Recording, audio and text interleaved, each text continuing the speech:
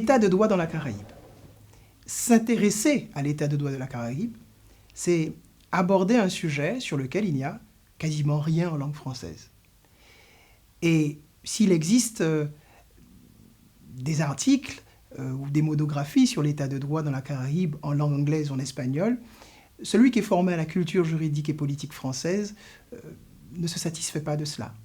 La raison centrale, c'est que la notion d'état de droit, telle qu'elle est pratiquée en Europe, n'est pas exactement la même que celle qui est pratiquée dans les États de la Caraïbe.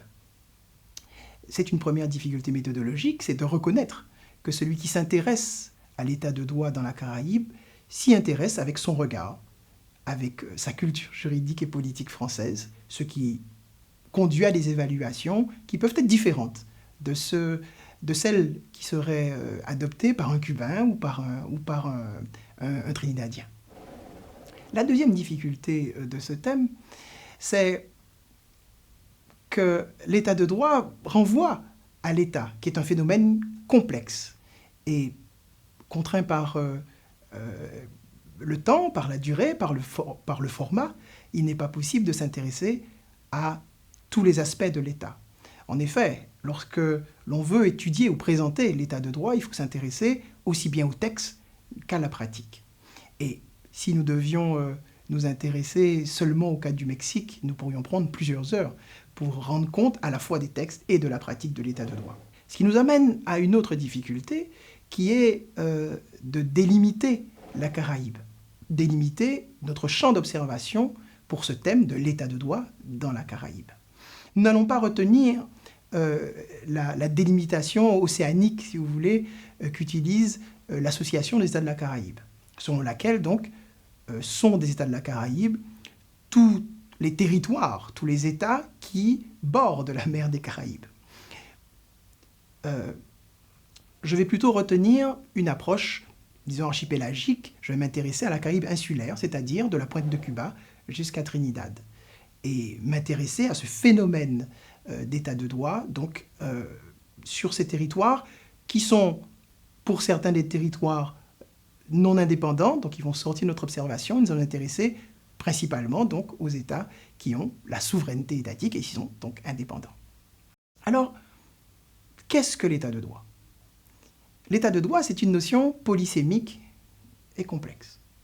Polysémique, en effet, il y a plusieurs significations de l'état de droit en langue française, mais également dans les traductions qui sont données. Il faut savoir qu'en Europe, la notion d'état de droit, et en particulier en France, apparaît à la fin du XIXe siècle comme une traduction de la Rechtsstaat allemande. Alors, c'est une notion allemande qui visait à rendre compte de la soumission de l'État au droit. C'est l'obligation pour les gouvernants de respecter le droit dans leurs actions. Une autre conception est celle de la rule of law.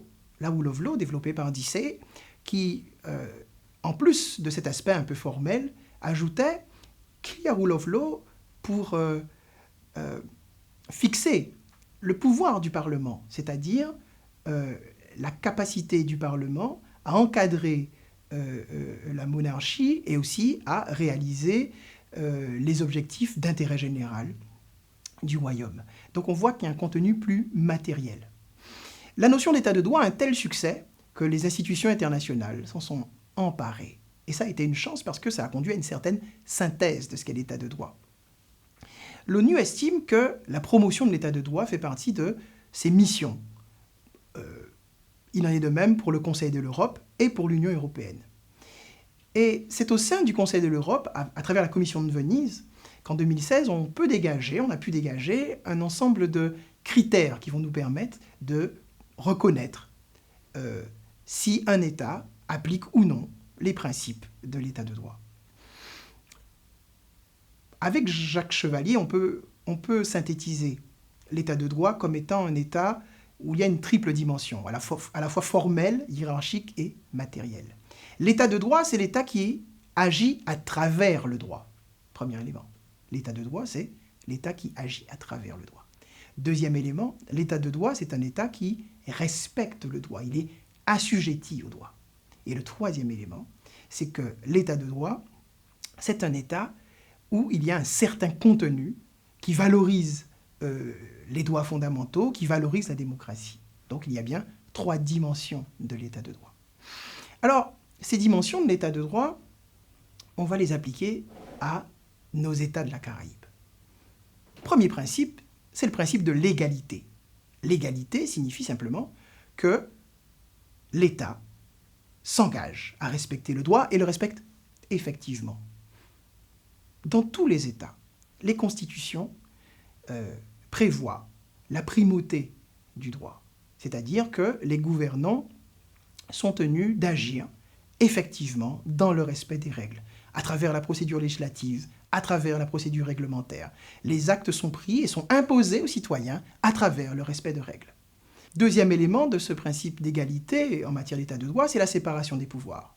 La séparation des pouvoirs ne relève pas seulement de l'ingénierie politique constitutionnelle en vue de lutter contre l'arbitraire, c'est aussi une exigence démocratique. La séparation des pouvoirs, cela consiste à reconnaître qu'il y a dans un État des fonctions différentes. D'abord, celle de faire la loi, c'est le pouvoir législatif, celle d'appliquer la loi, c'est le pouvoir exécutif, et ensuite, celle de juger les manquements à ces lois, et c'est le pouvoir judiciaire. Les pays du Commonwealth ont hérité du système de Westminster, et c'est le two-party system, avec un système donc parlementaire où le Parlement élu, bicaméral, exerce un contrôle sur le gouvernement. Et le chef du gouvernement, c'est le leader de la majorité politique qui a remporté les élections législatives. Ce système fonctionne plutôt bien dans l'ensemble de la Caraïbe. Bien entendu, si nous observons cela avec ce regard européen dont je parlais tout à l'heure, nous serions un peu déçus. Pourquoi ? Parce que le diable se cachant dans les détails, quand on regarde les campagnes électorales, à la différence de ce qui s'applique en Europe, il n'y a pas de plafond dans les dépenses. Et donc, il y a souvent cette accusation de corruption durant les campagnes, parce qu'effectivement, sans plafonnement des dépenses de campagne, c'est souvent celui qui dispose de plus de ressources qui l'emporte. La séparation des pouvoirs n'est pas garantie, évidemment, dans tous les États. Cuba, qui a adopté une nouvelle constitution en 2019, qui est différente des constitutions précédentes, Cuba reconnaît la propriété privée, c'est un grand changement.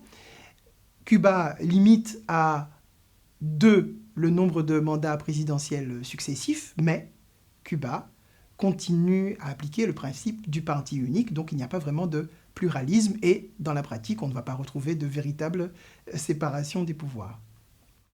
Au-delà de la séparation des pouvoirs, on voit bien qu'il y a dans l'ensemble de la Caraïbe cette volonté de respecter la primauté du droit. Deuxième principe de l'état de droit, la sécurité juridique. La sécurité juridique signifie simplement que les sujets de droit, les acteurs, sont dans une situation suffisamment stable, de sorte qu'ils peuvent déterminer la portée de l'ensemble de leurs actes. Ce sont des pays donc qui respectent le principe de non-rétroactivité des lois. C'est-à-dire que la loi ne dispose que pour l'avenir, ce qui crée une certaine stabilité.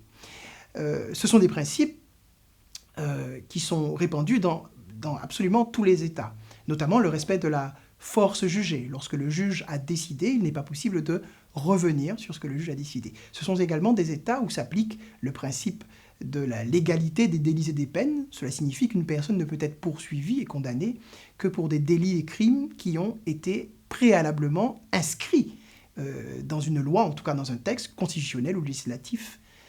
C'est le principe de l'égalité des délits et des peines. Tout cela fait partie de la sécurité juridique, le droit étant effectivement assez stable dans la région. C'est d'ailleurs, il faut le dire, ce qui renvoie un peu à la primauté, une région du monde extrêmement stable. Hormis le coup d'État de Trinidad de 1990, d'Aboubacar, il n'y a pas véritablement de soubresauts politiques fondamentaux, puisqu'il n'y a pas d'évasion, il y a très peu de terrorisme, quasiment pas d'ailleurs, de terrorisme dans la région.